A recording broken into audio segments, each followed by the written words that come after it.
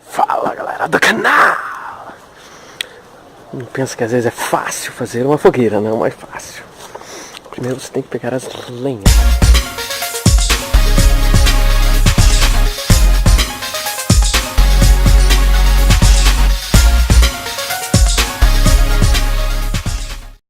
Separa primeiramente as lenhas menores.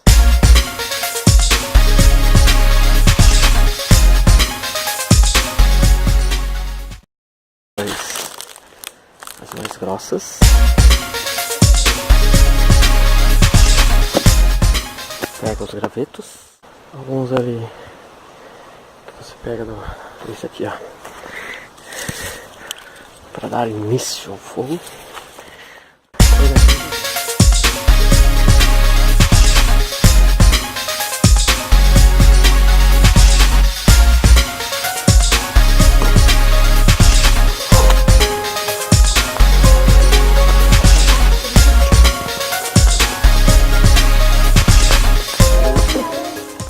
Cuidado que ele tem espinhos. Esse aqui é inicial.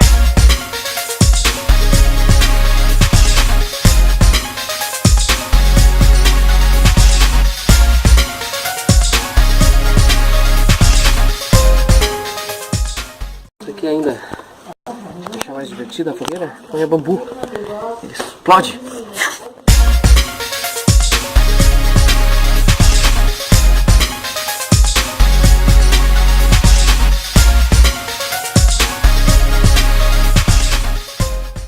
Vai ficar mais ou menos assim. Você olha ao redor com gravetos, folhas secas. Se puser papel também fica bom. Aqui é a montanha que você vai abastecer depois, começar a pegar. Porque ele começa a pegar, você já vai colocando os gravetinhos para ele ficar forte. Depois você põe essas maiores para você alimentar o fogo. Depois vocês vão ver a fogueira.